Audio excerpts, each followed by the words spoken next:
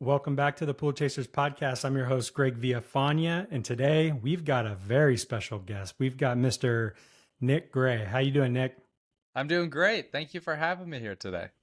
Of course. Thanks for your time. So, we have you on because you wrote the book called The 2 Hour Cocktail Party, and I heard it on the Art of Manliness podcast, Yes, yes, awesome. and it rocked my world. It was so good. And it's weird because I'm not somebody that would even think about throwing a cocktail party or maybe even attending one. But after listening to you talk about the benefits of it and how to do it, I feel like I was a lot more at ease. And I was like, you know what? Like, I feel like the Pool Chasers audience needs to hear this. And after talking to you, I might throw my own little party. Who knows? Let's see what happens. But give Okay. the listeners kind of the lowdown on who Nick is. So, okay, a little bit about me. I am 41. I live in Austin, Texas. I just moved here about 2.5 years ago. Before that, I lived in New York City. And Big change. while huge change, oh my God. And while I may speak confidently, I can tell you that I was not an extrovert.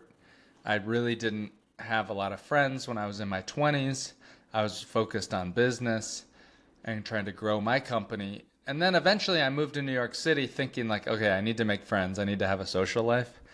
And that is where everything started to change for me to figure out how I could, I think, just build relationships. So I started and sold 2 successful businesses. I was always an entrepreneur. And yet my social life for fun, I started to host these events because frankly, I would go to these networking events in New York City that were loud in clubs. And I'm not the type of person who's going to go up to people and be like, hey, so what's your name? What do you do? Nothing against those people, but that's just never been something that I'm successful with. And I would frankly leave those so-called networking events or meetups just feeling like a loser because I wouldn't talk to anybody and I would just be like, God, like, this is all my fault. I'm not going to meet anybody. I moved here to make friends and I'm not doing it. And what I realized was I needed to stop going to bad events and learn how to host my own good ones. I realized that it's not that I was bad or people didn't want to be my friend. It's just I wasn't going to things that were conducive to creating those connections. So I started experimenting with formats and formulas of different event styles and learned that there's a couple key things that you can do to make almost any gathering more successful. And that's what my book is about and really includes as a step-by-step guide. Very good. Very good. So let's start with the first question. And that is, why should someone host a party? And, what are the benefits from doing so? So we'll talk about it first from a business perspective and then from a personal. From a business perspective, it can be hard to make sales right now. I talked to a mortgage broker last week and they said, bro, we're dying out here. Like, it is a brutal, brutal market. With interest rates the way they are, nobody's getting loans. I mean, it's hard. They said, we would love to do this. We need to find new ways to get new sales and reach people that we've relied on too much, a growing economy, to just lift all boats, right? From a business perspective, you may want to host something for new clients, for hiring, for networking with your vendors and suppliers. There's a variety of reasons, but the crux of it is that you want to build it to grow your network of acquaintances and loose connections. Because we find that in business and even in personal, some of the biggest, best opportunities come from these weak ties or loose connections. Like, it's not your employee always that will help you land a big deal. It's the random person you happen to meet in the neighborhood who says that they need a little bit of work or they know somebody who needs work on that. When you're looking for a job, it's not your best friend that refers you at the company. It's that random LinkedIn post or the person that you may have worked with 4 years ago who you happen to see about. And building up the strength of those loose connections is something I've had a lot of success with and seen others as well. So that's the main reason from a business perspective, to build your network of relationships for hiring, for sales, even amongst your own team. That's a great thing to do. Yeah. So can you talk about the personal side? Because I imagine that kind of, you're building confidence and sort of bleeds over into business. From the personal side, it's the same thing I talked about on the Art of Manliness podcast. And that is that, there is something of a friendship recession that's happening. It is, whether you want to call it a loneliness epidemic or whatever, over the last 5 years, we've seen something like 19% of American men say they don't have a single close friend. That's someone that could call at 2 o'clock in the middle of the night for an emergency. And building those relationships, frankly, as I get older, it's harder than ever to make new friends. It's a little bit awkward, actually. We kind of have our established relationships. When you move to a new town, how do you say, like, hey, do you want to be my friend? And so what I found was that all friendships start first in the acquaintance phase. And getting people to go from that acquaintance to friend happens over a few times of seeing them and hanging out. And I was able to make a lot of friends by hosting events that I could cast a wide net and invite people to. And then some of the best ones, I'd ask if they want to hang out one-on-one. So I've heard you say on other podcasts too about, just being more disconnected. And I couldn't agree with you more. And I really think that, including myself, which I didn't feel like this maybe a few years ago, but really feeling kind of a disconnect. And, it would be nice to put together a party and have, real people there, build real connection, because everything is on social media now. And, being a marketer, and maybe everyone feels this way now, but you don't know what's legitimate. You don't know what people's intentions are. And not to say that people don't have, bad intentions in person, but it's definitely different in person rather than being online. You talk about that idea of the bad intentions. And I think that that's what networking events, why they get a bad rap, is that the people they attract tend not to be those that are really interested in building relationships. And it's why I suggest kind of a controversial idea, but in my book I say you really need to host your party at home, at your home, to take it out of the mindset of, a transactional networking event. It's really vulnerable to do it at home, and a lot of people object to it. I walk through in a chapter about the reasons why and objections and things like that. Yeah. And I suggest everybody get this book. I got it right here. I got it a while back ago, but dude, this thing is Thank game you changer. for checking it out. Yeah, I love it. I got it highlighted, all that good stuff. It's like kind of like a Bible or something.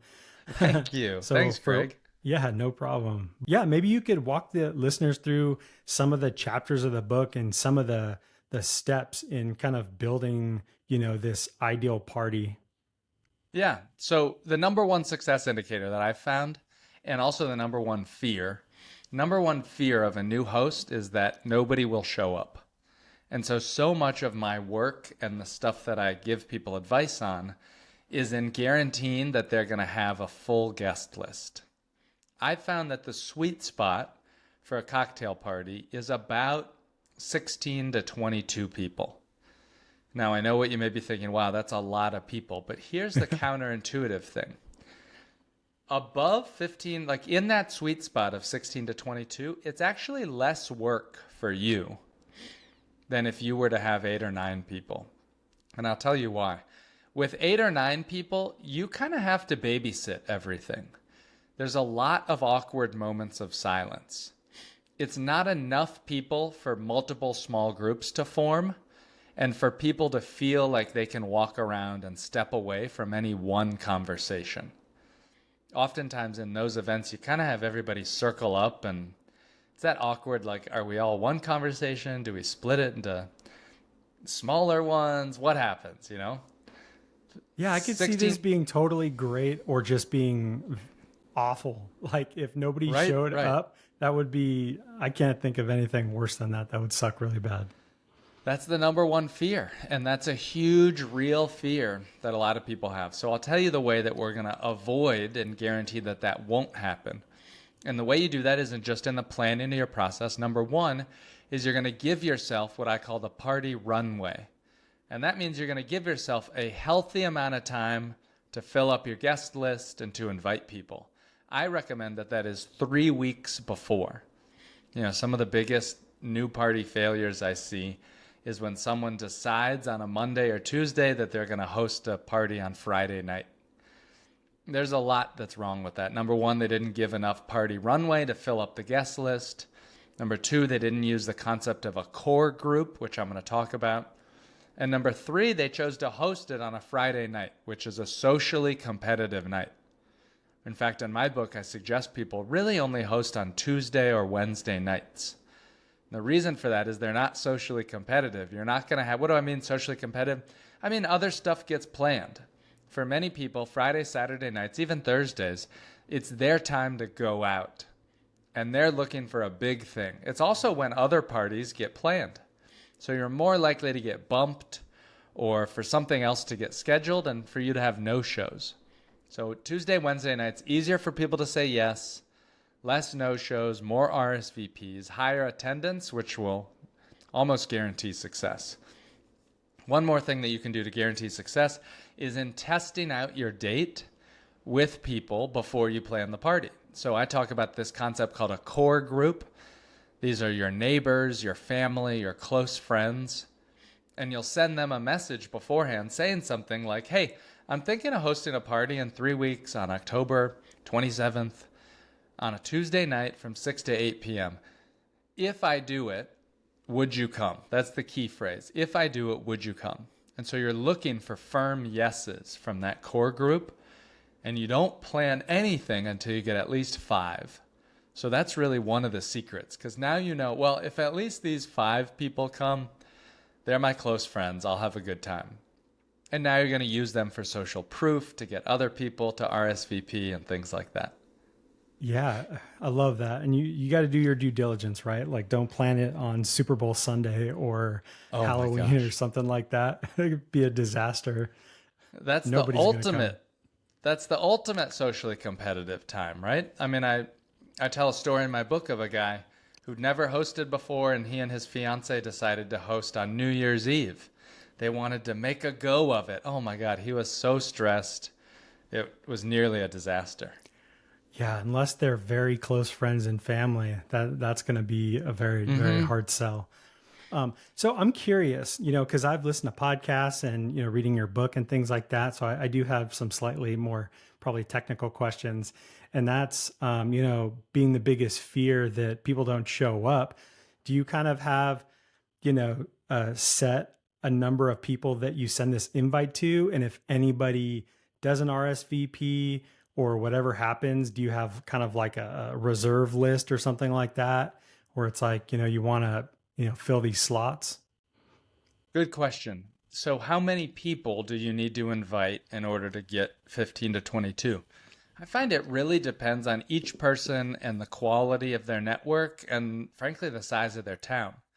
When I lived in New York, there was so much going on and the connections were much looser. You have a lot more acquaintances and a lot less close friends in a big city.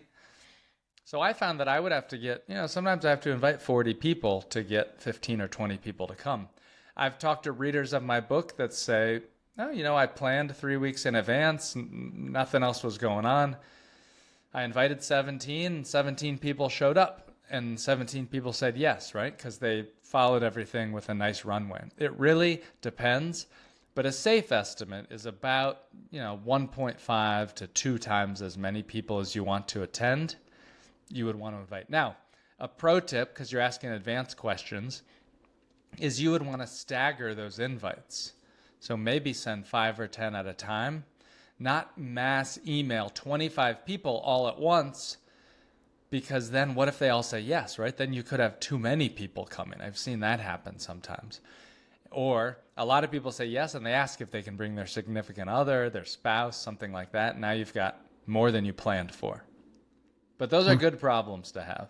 So let's talk a little bit about the preparation, So you've sent out, the invites, you've got 15, 20 people coming to the cocktail party. How are you preparing for this? The preparations are not as much as you would think. It's actually more around the messaging. And the preparations that I talk about are keeping your event top of mind, again, to guarantee a good attendance rate. So that means sending 3 reminder messages in the days leading up to your party. That means the last 2 of your reminders, you're going to send guest bios, which are little blurbs about half or more of your guests. Those are pretty much the biggest preparations. But as far as supplies go, you'll spend maybe $100 or less on some basic supplies for beverages. And by the way, the book is called The 2-Hour Cocktail Party, but it doesn't revolve around alcohol. In fact, I don't drink alcohol myself. There's not a single drink recipe that's in the book, but you will have some things. So it's a kind of self-serve bar for people who want to have a drink. And you'll buy some basic snacks, some simple, light finger food snacks that people can snack on. That's the extent. You'll do a light cleanup or sort of a tidy of your house, maybe put some welcome signs around. One simple thing that I suggest everybody do is to just label where your trash can is, where the bathroom is. Post up a little sign to say, welcome, come on inside, shoes off if you're a shoes off house. Things like that to help people feel more welcome as they come in go a long way.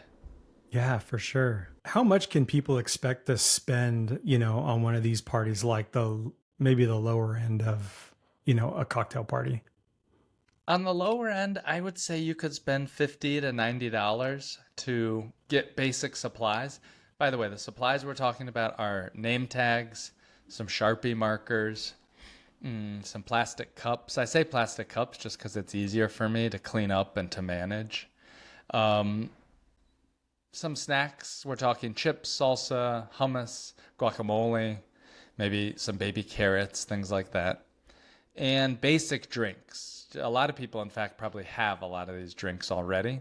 But if you were having to buy everything in advance, we're talking, maybe $60 worth of alcohol, $20 worth of juice and seltzer and sodas, perhaps.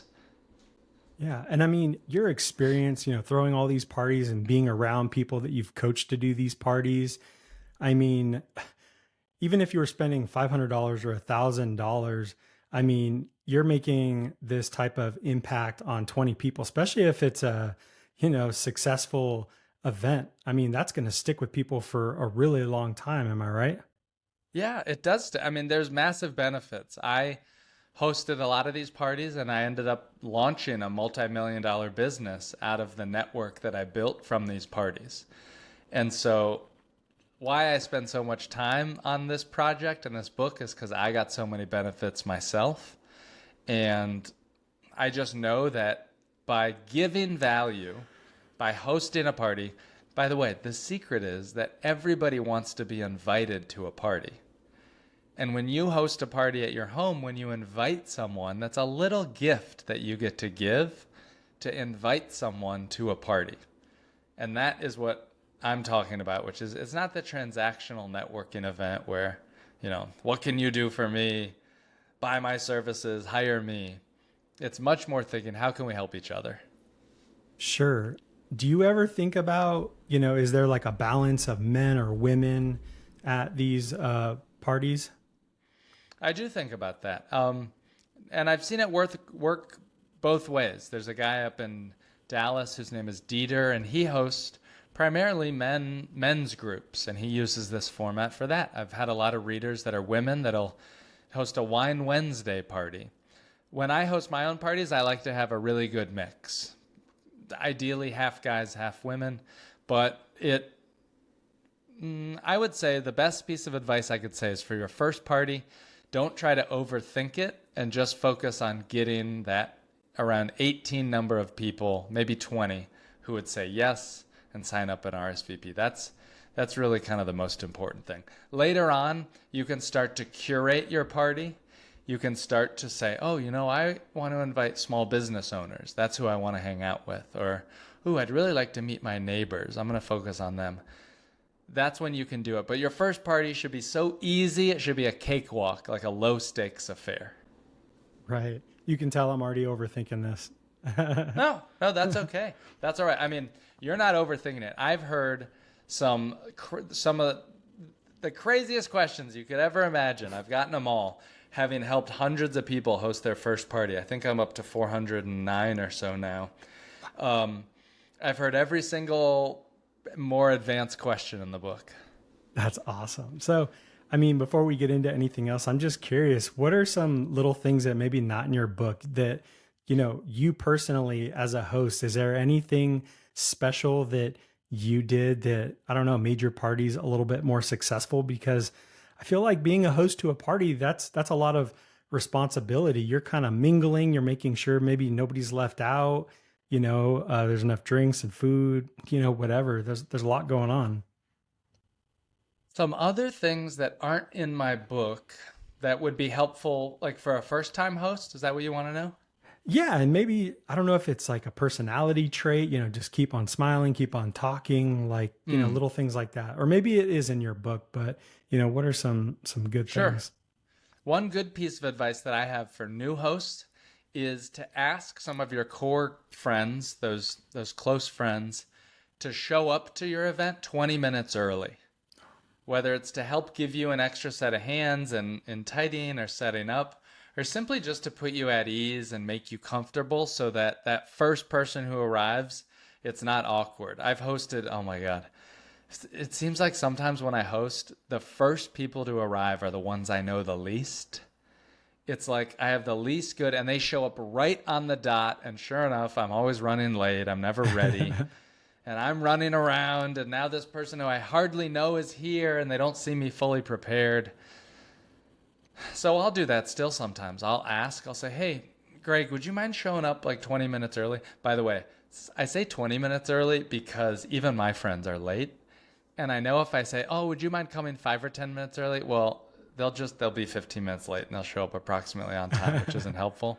So I say, come 20 minutes early and just come hang out, and that's fine. So that's a little pro tip or an advanced hack that if you're feeling a little nervous or stressed, it can help to have people that you really feel safe and comfortable around be there first and early.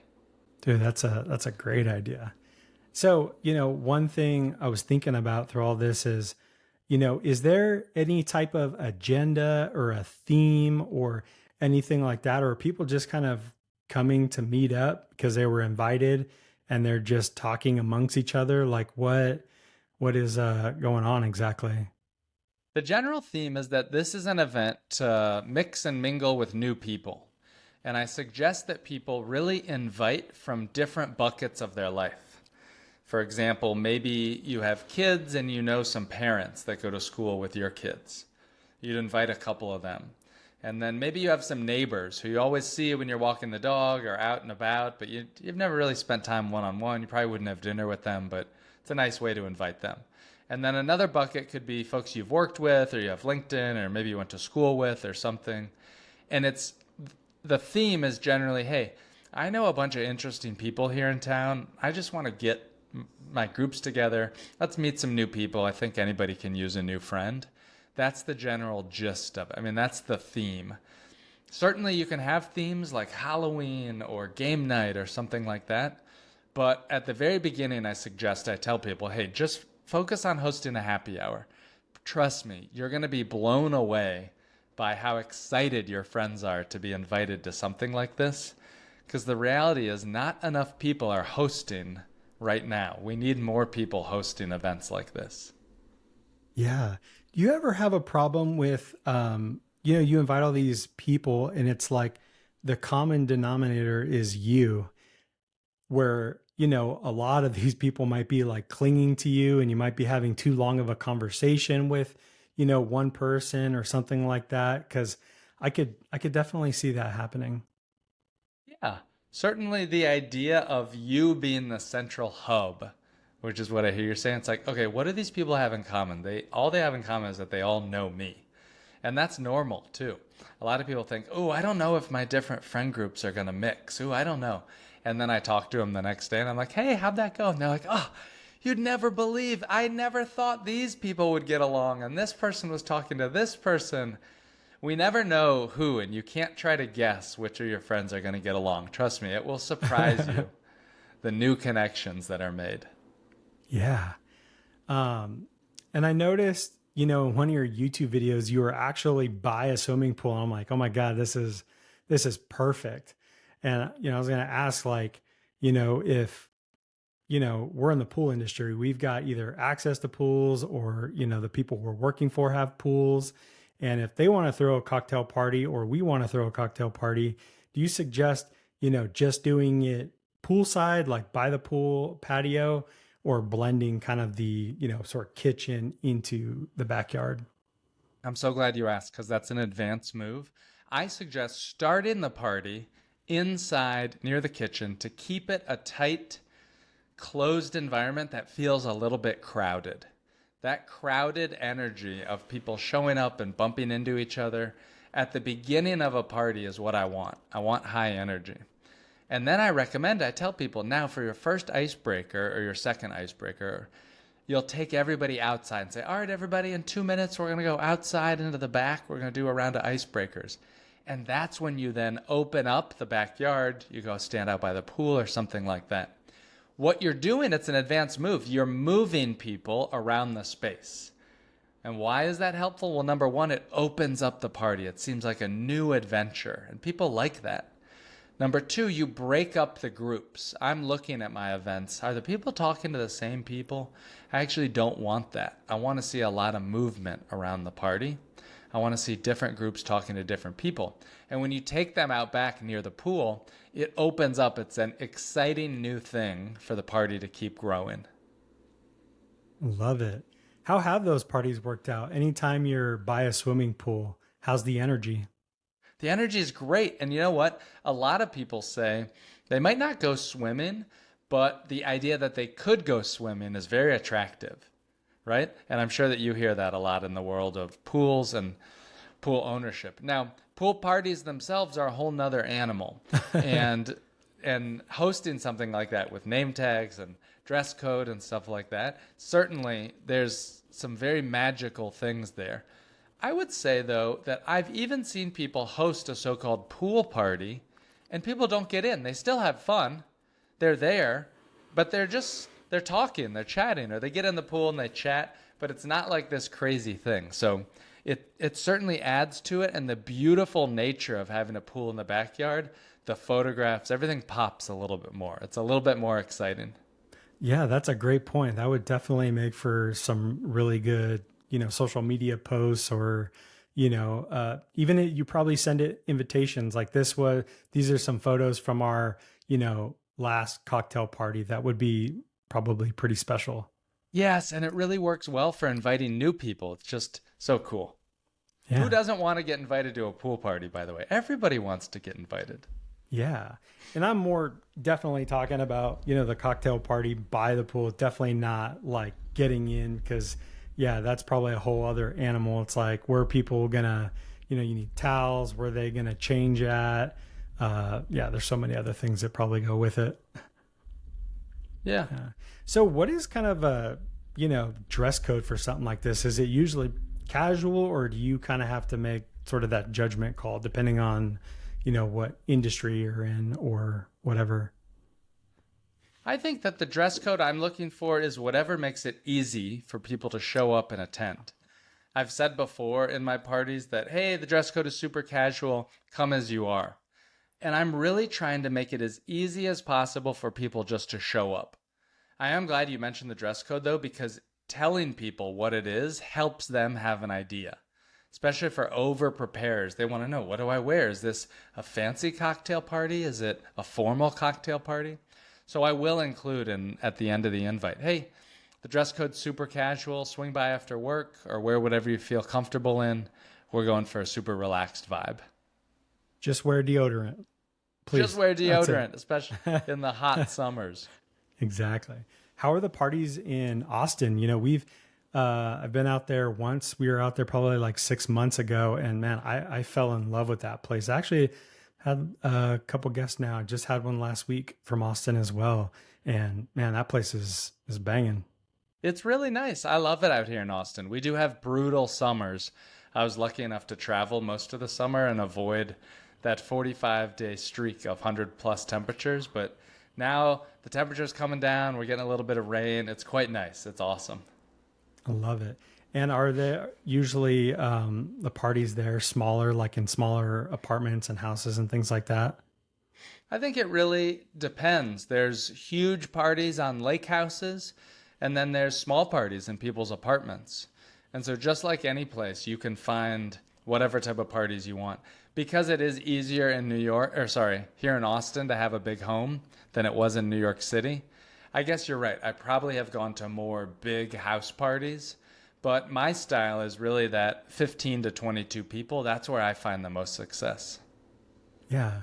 So, you're hosting this party. Is there anything that you should be aware of? I mean, if this is kind of a business networking event for myself that I've, orchestrated, put together, like, should I be doing something to make sure that I'm, keeping these relationships intact? One thing that I always do is I send a follow up message, a thank you note. But if you're hosting this for building relationships, my best piece of advice would be is at the party itself, 30 minutes before it's over, step back and think about who you'd like to see again. And at the party, say, hey, I'd really love to get to know you more. It's my party. I haven't had a chance to kind of speak to you one on one. Can I follow up with you tomorrow and maybe schedule a coffee or something like that? And that's the way to go deeper and schedule those things. And I find that if you make that ask during your party, it's so much easier to get the yes the next day and schedule something and get it really on the calendar. I love that. Is there anything that people should avoid, when throwing these parties at any stage of their party throwing career? Yes, there are definitely things to avoid. The one of the biggest mistakes I see is people going too big or reaching from the top shelf on one of their first parties.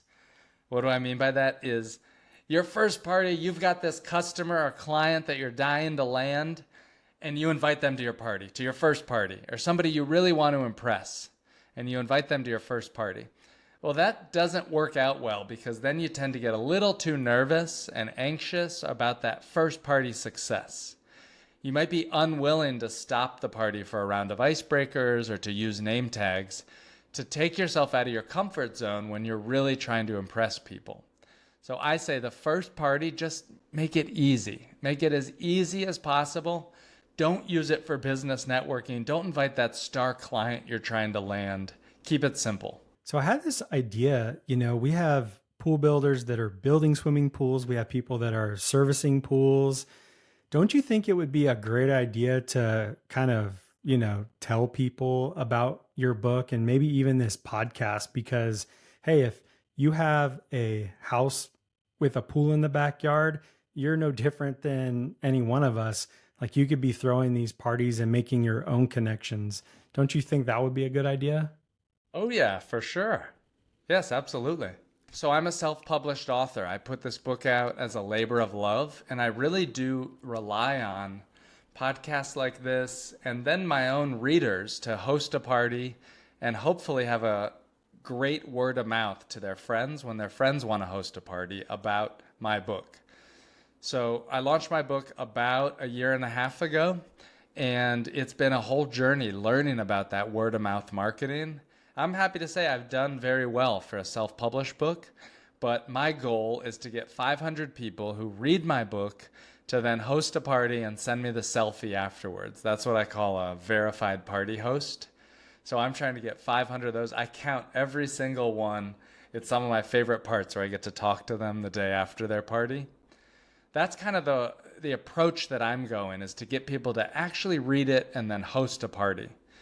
Because it's not, I think you probably know how it is with a podcast, right? You could get somebody to listen to it, but to get them to actually take action and write a review or share it to a friend can be a lot harder. Same thing with books. Yeah, most definitely. Well, congrats on that. What's like the craziest thing that's happened at one of your parties? The craziest thing that's happened at one of my parties. Throwing over 400 or however many parties you have, I have to imagine that there's been some shenanigans. It's so funny now because now like nothing phases me with this type of stuff. I bet. And I'm just like, wow, this is exciting. Okay, cool. There is Bad Crazy, and I'll give Bad Crazy as an example of how it turned out. It turned out great, but it was quite crazy in the moment. I was hosting at a place. I was on my book tour, and I happened to be hosting in a city that was very hot, but I figured, okay, like we have air conditioning. For some reason, we had to host on their outdoor patio, and it was like 107 degrees. And the party was scheduled for 7 p.m., and where we were, it was not getting cooler by 7 p.m. And I was freaking out. I was like, oh my God, like, what are we going to do? And I showed up a little bit early, moved around a lot of furniture, put us in the shade. They had some misters. Once the party was going well, then the host gave the permission to move the party indoors because they saw what was happening. But oh my God, it could have gotten crazy. I mean, people could have been dropping like flies, I think. What That else? I sucks. had one party that was wild. It was with one of my best friends years ago in New York City. And it like ended with a bunch of us just kind of like stripping down to our underwear and like streaking the streets of New York City. You know, That's these pretty are the hardcore. yeah. But like these are like the extreme sort of edge cases from someone who's hosted hundreds and hundreds of parties. The average party you're going to have is just going to be a lot of fun. You hanging out with your friends, new connections, lots of laughs, fun stuff like that. Yeah. Do you usually do like music in the background or anything like that? Yes, I do music in the background. I have a whole playlist on my website and in my book. I suggest low-key, happy, upbeat music, as simple as maybe the Beach Boys channel on some streaming service. I don't want the music to be so loud that you can't have conversations and that people can't hear each other, but I do want there to be some background music so it's upbeat and positive. Dude, I never understood the super loud music. There's restaurants here in Scottsdale Yes. and the music, like I seriously cannot hear anything anybody is saying. And I'm like, dude, you serve food here like having dinner? I seriously can't. I know there's a bar here and it probably Yes. turns into something else, but why the hell is the music so loud? It's so frustrating. There's a really good friend of mine, very successful real estate guy, and he has a hearing problem. And as we get older, it's more common than ever. He actually has to have his assistant go to the restaurants he's supposed to have meetings at in advance to check the volume because he's like, I just can't hear anybody. Like we have to leave. I've had to go places where I actually have to leave. It's That's quite wild. insane. Yeah. Yeah, that's super crazy. So, how often, say you want to like get in a rhythm of, doing these cocktail parties and say you have a few successful ones, is there kind of like, a cadence to it, like one a month, one every couple months? Because I'm sure you can have, too many or too little or, Sure. whatever. Similar to the amount of people that you invite, it depends on the strength of your network and how serious you want to be. There's folks I know who read my book and maybe they host twice a year. And for them, that's just a good cadence to see people once every 6 months or so. There's folks I know that are doing it once a quarter. And for them, they're out meeting people more active once a quarter, lets them, meet folks when they're out and invite new people all the time. But on the other end of it, I know a guy who's out there in Scottsdale. His name is Lewis. He's hosting every month. Now, he's a younger guy who's really focused on his startup, and he's just really going hard to use this to build his network.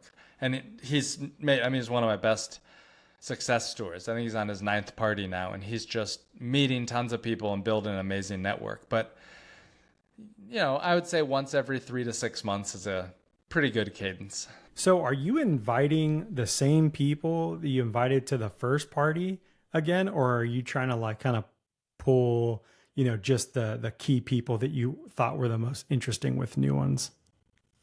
I'm generally trying to invite half new people and half return guests. That makes sense.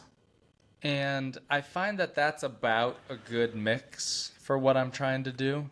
And it keeps it interesting and exciting. Now, that being said, if you are inviting, once again, it depends based on the cadence of how often you're hosting. If you're hosting once every 6 months, invite the same people. But for me, the purpose of why I want to host is to meet new people and to really build my connections. So I really want to focus on the new people who I invite. Love it. So is there anything that I didn't ask that you think listeners should know before we end this? In general, just know that anyone can learn how to host a good event. And if you feel shy or introverted or like this takes you outside of your comfort zone, I can promise you that everyone wants to be invited to a party. Everyone wants to know someone who brings people together. And all you have to do is make that step to host an event. You don't even have to be good at socializing. You can just be the host and let everybody else mix. My book really does a good job of laying out a structure so that you don't have to do a lot of work or even conversation yourself. Know, though, that any one party can help change your life. I've seen it happen with hundreds of people, and I think we all could use a new friend and more parties. Yeah, I love it. Like I was telling you before, I could definitely see myself hosting one more than I can attending one, but maybe it's what some people need in building up their confidence into, bigger things in life. I think you're right. Yeah. So where can people find you online and where can they find the book? The name of my book is The 2-Hour Cocktail Party. You can find it wherever books are sold. I will note I recorded the audiobook for it. So I think I did a pretty good job. It's fun. It's fun to listen to. So check that out on Audible or wherever else you can find those. Then I have a blog called nickgray.net, and I have another one called How to Host a Party. And I'll include some links in the show notes about how to host a housewarming party, how to host a happy hour or a networking event. And if anybody out there is listening to this and wants to help me write an article on how to host a pool party, please reach out. I'd love to feature that on my website. That would be fun. Let's go. I'm about to make a trip to Austin and do a pool party out there. Let's go. That would be cool. Let's do it. All right. Well, thank you so much, Nick. I really appreciate you taking the time to be on the show and giving the listeners all this information. I really appreciate you. Absolutely. Thank you for having me. You're welcome.